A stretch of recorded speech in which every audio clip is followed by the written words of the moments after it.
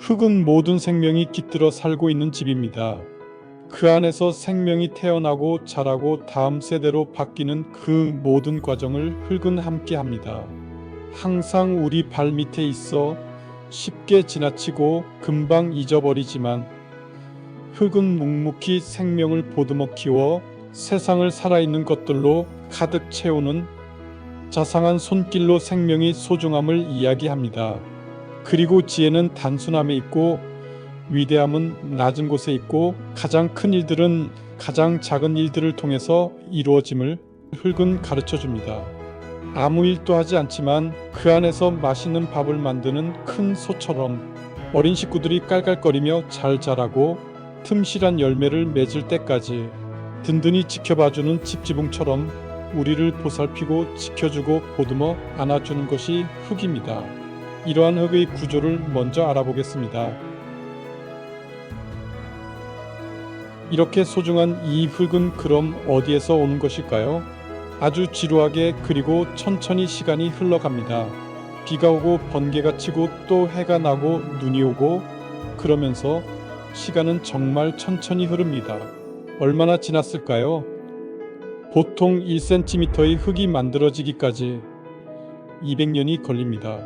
암석의 틈 사이로 스며든 물이 얼면 부피가 팽창합니다. 물이 얼어 부피가 늘어나면 암석의 틈 사이가 더 벌어지고 암석이 갈라지게 됩니다. 암석의 틈 속에서 뿌리를 내린 식물이 자라면서 뿌리가 굵어져 암석을 갈라지게 하는 경우도 있습니다. 또는 식물의 뿌리가 바위를 녹일 수도 있습니다. 지하 깊은 곳은 압력이 높지만 지표면 근처는 압력이 낮습니다.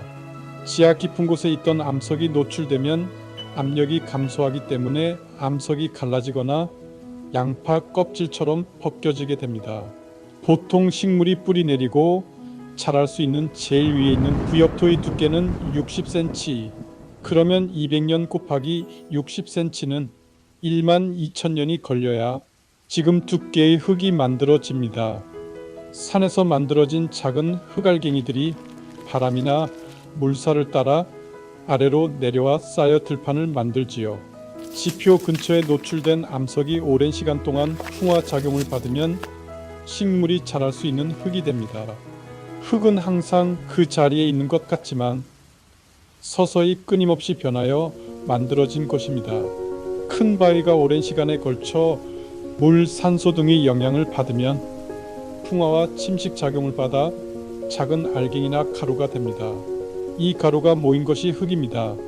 그 후 오랜 시간에 걸쳐 나뭇잎, 나뭇가지나 여러 생물들의 죽은 잔해들이 계속적으로 쌓이고 압력을 받아 그 안에 있던 수분은 다 빠지고 유기물이 모여 흙이 생깁니다. 이러한 토양은 식물의 부식물이 섞여 있고 생물이 썩어 생긴 물질이 포함되어 있어 영양분이 풍부해집니다. 흙은 돌, 자갈, 모래나 더 작은 알갱이들 같은 무기물과 식물의 잔해인 유기물로 이루어져 있습니다. 이러한 무기물과 유기물이 흙의 구성 성분의 약 50%를 차지합니다. 그 외에 토양 공기와 토양 수분이 각각 25% 정도를 차지하고 있습니다. 특히 유기물은 5% 내외로 흙의 구성 성분에서 적은 양이지만 식물에 영양분을 공급하는 중요한 역할을 하고 있습니다. 흙은 깊이에 따라 여러 층으로 나뉘어 각각의 다른 역할을 하고 있습니다. 첫 번째는 낙엽 카펫층으로 흙의 가장 바깥쪽 표면에 있으며 아직 썩지 않은 낙엽, 죽은 곤충, 나뭇가지 등이 쌓여있는 층으로 흙의 수분 증발을 막고 미생물이 살 수 있는 풍부한 먹이를 제공합니다. 두 번째는 영양 가득한 식탁층으로 우리가 밟고 서 있는 유기물이 분해된 부식질이 풍부한 검은색 흙이며 미생물과 지렁이가 가장 많이 살고 식물이 뿌리를 내려 대부분의 영양분을 흡수하는 생명의 핵심층입니다. 세 번째는 창고층으로 위층에서 씻겨 내려온 점토, 미네랄, 산화철 등이 쌓이는 곳입니다. 유기물은 적지만 광물질이 풍부합니다. 뿌리가 깊은 나무들이 수분을 찾는 곳이며 지표면의 영양분을 붙잡아두는 역할을 합니다. 네 번째는 부서진 바위층으로 아래에 있는 거대한 바위가 풍화되어 부서진 돌덩어리와 모래로 구성되어 있습니다. 아직은 흙이라기보다 부서진 돌에 가깝지만 시간이 지나면 2층이 변해 흙이 됩니다. 마지막은 제일 깊은 단단한 바닥층으로 부서지지 않은 단단한 암석 덩어리 그 자체입니다. 지금부터는 흙의 기능들을 알아보겠습니다. 흙은 모든 삶의 근본입니다. 한 숟가락의 흙 안에는 지구상의 모든 인구보다 많은 생물들로 가득 차 힘차게 움직이고 있습니다. 이 생물들은 서로 밀접하게 서로 돕고 기대며 흙 속에서 살고 있습니다. 그 세계는 우리가 상상하는 그 이상으로 신비하며 복잡하고 완벽한 질서와 조화를 갖추며 흙을 생명이 넘치는 집으로 만들고 있습니다. 그러면 이 흙 집이 어떻게 완전하게 기능하고 있는지 알아보겠습니다. 살아있는 흙이 되려면 제일 먼저 작은 흙 입자 여럿이 뭉쳐 덩어리 흙이 되어야 합니다. 이렇게 뭉쳐진 흙을 때알이라 부르며 이 때알들은 저절로 뭉쳐지는 것이 아니라 여러 생물학적, 화학적 작용에 의해 만들어집니다. 미생물들이 퇴비와 같은 유기물을 분해하면서 생기는 점액들이 끈적한 풀 역할을 하여 흙 입자를 서로 붙여주기도 하고 곰팡이의 실 같은 균사가 그물처럼 단단하게 묶거나 지렁이가 먹고 배설한 흙 또는 칼슘이나 마그네슘 같은 양이온들이 흙 입자 사이에서 다리 역할을 하여 때알로 뭉치는 것을 돕습니다. 때알 구조가 식물 성장에 완벽한 이유는 서로 다른 크기의 구멍들이 공존하기 때문입니다. 때알과 때알 덩어리 사이의 큰 틈새로는 산소가 공급되고 비가 올 때는 물 빠짐이 원활하게 이루어집니다. 또한 덩어리 내부의 아주 미세한 틈새는 모세관 현상에 의해 물을 꽉 붙잡아 두는 역할을 합니다. 비가 오면 물을 잘 빠지게 하면서도 가뭄 때는 물을 잘 머금고 있는 모순된 능력을 동시에 갖춘 이 구조에서 자라는 식물은 호흡이 원활해져 미생물 활동이 활발해지고 가뭄과 장마에 강한 토양이 되며 덩어리 내부에 영양분을 보존하여 거름진 땅이 되며 흙이 부드러워져 식물들이 뿌리가 뻗기 쉽고 병충해에 강하게 자랍니다. 흙은 모든 가족들에게 깨끗한 물을 제공하고 그 품 안에서 잘 자라나게 하려고 자신의 몸을 활용합니다. 물이 표피층으로부터 바위층까지 내려오면서 독소 제거와 땅 속에 있는 각종 무기질을 흡수하고 여러 단계로 걸러지면서 깨끗하고 건강한 물이 만들어집니다. 그 첫 번째로 흙 입자 사이의 틈새가 물속의 찌꺼기를 걸러내는 과정입니다. 물이 흙 속으로 스며들 때 흙 알갱이 사이의 미세한 틈보다 큰 부유물, 모래, 유기물 잔해 등이 걸러집니다. 특히 앞서 설명한 때알 구조는 크고 작은 틈새가 조화롭게 섞여 있어 큰 찌꺼기부터 미세한 입자까지 층층이 걸러내는 정교한 필터 역할을 합니다. 두 번째는 눈에 보이지 않는 물속에 녹아있는 오염 물질, 중금속, 암모니아 등을 붙잡는 과정입니다. 흙 속의 점토 입자와 유기물이 분해되어 생긴 부식질은 표면이 주로 음전하를 띱니다. 그러나 물속의 많은 오염 물질, 납, 카드뮴 같은 중금속이나 암모늄 이온 등은 양전하를 띠는 경우가 많습니다. 이때 흙 입자가 자석처럼 오염 물질을 표면에 찰싹 달라붙게 하여 물에서 분리해냅니다. 세 번째는 물속에 녹아있는 유기 오염 물질을 먹어치워 무해한 성분으로 바꾸는 과정입니다. 흙 1g 속에는 수억 마리의 미생물이 살고 있습니다. 이들은 물에 섞여 들어온 유기물, 가축 분뇨, 썩은 식물 등을 먹이로 삼아 이산화탄소와 물, 영양분으로 분해합니다. 이 과정에서 질소 성분이 식물이 흡수할 수 있는 형태로 변하거나 공기 중으로 날아가 물이 맑아집니다. 마지막으로 정화된 물속에 남은 과잉 영양분을 흡수하여 수질 오염과 부영양화를 막는 마지막 단계입니다. 미생물이 오염 물질을 분해해서 만든 질소, 인산, 칼륨 등은 식물에게는 좋은 비료가 됩니다. 뿌리가 이 성분들을 빨아들임으로써 씨앗으로 너무 많은 영양분이 흘러 들어가는 것을 막아줍니다. 또한 흙은 모든 가족들이 튼튼하고 건강하게 자랄 수 있게 맛있는 밥을 차려줍니다. 토양 내 미생물은 효소를 내뿜어 흙 속에 있는 유기물들을 분해한 후 단백질, 지방, 탄수화물 같은 복잡한 유기화합물을 질소, 인, 황 등이 단순한 이온 형태로 분해합니다. 식물은 낙엽을 직접 먹을 수 없기 때문에 미생물이 이를 식물의 밥인 이온 상태로 요리해주는 요리사이자 분해 공장 역할을 합니다. 분해된 영양소는 빗물에 씻겨 내려가지 않도록 흙 속에 붙잡아 둡니다. 점토와 부식질은 표면이 음전하를 띠고 있습니다.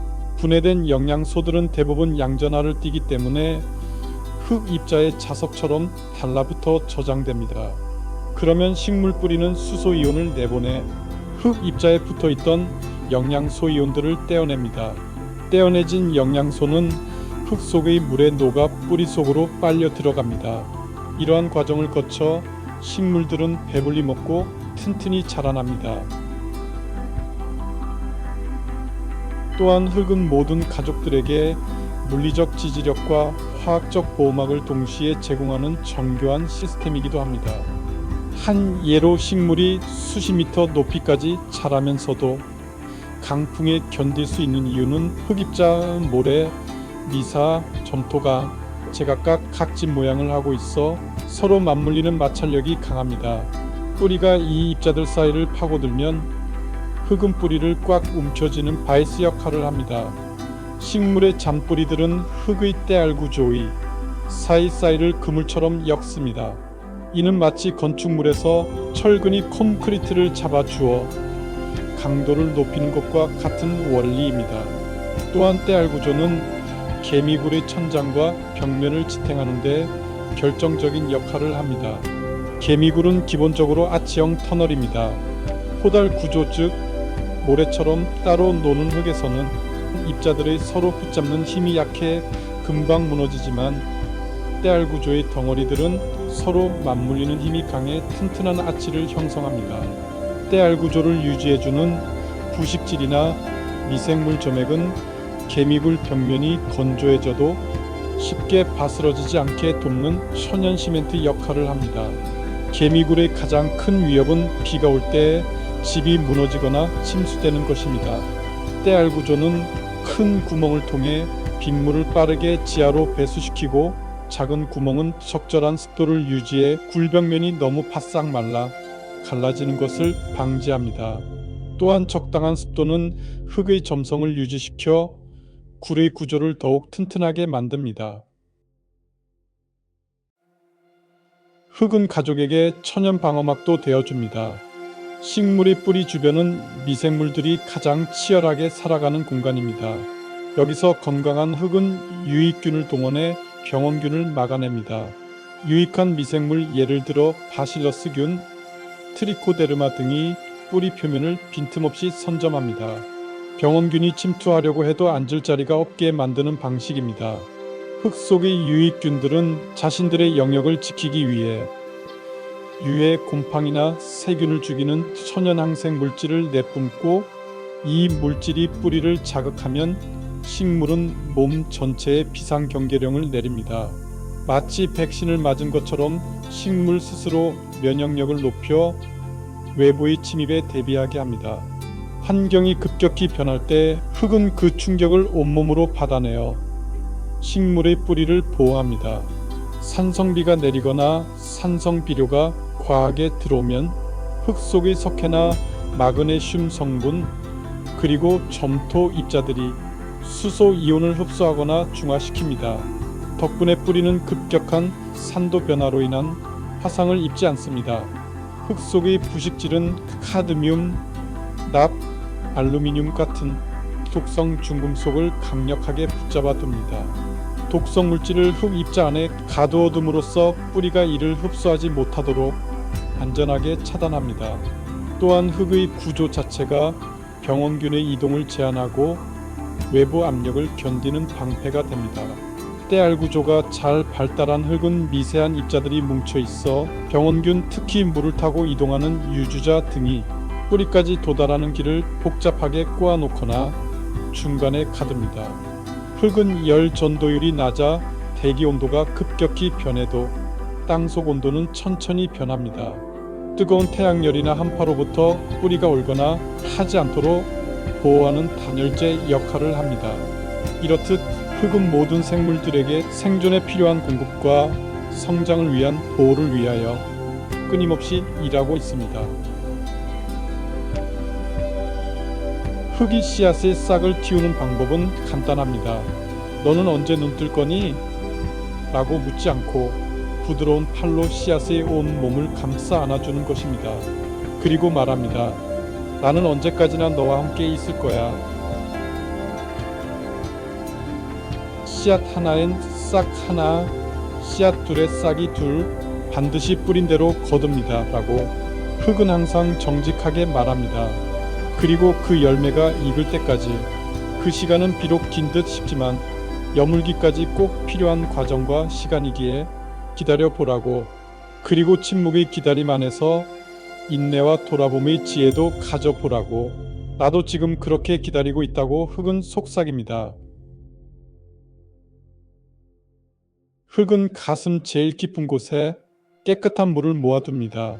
흙탕물을 쉼없이 몇 번이고 고르고 걸러서 담아두었던 맑은 물로 씨앗을 싹 틔웁니다.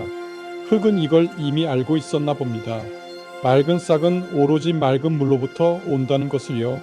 그래서 가슴속에 티 없이 맑은 물을 간직하고 있나 봅니다. 흙은 풀씨든 꽃씨든 모두 말없이 받아들여 가슴에 품습니다.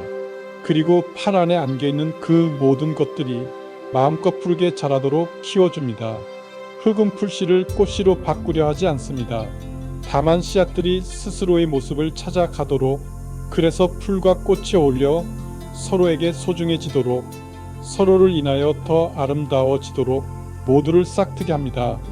발에 밟히면 오히려 든든한 흙길이 되어 발을 떠받쳐주고, 버려진 배추 잎은 새싹의 입에 맞는 밥상으로 차려주고, 바람이 날라온 먼지는 가슴속에 파묻어 감추며 모두 함께 어울려 같이 살아가는 길을 보여줍니다. 그래서 흙은 하나님의 품으시는 사랑을 참 많이 닮았습니다.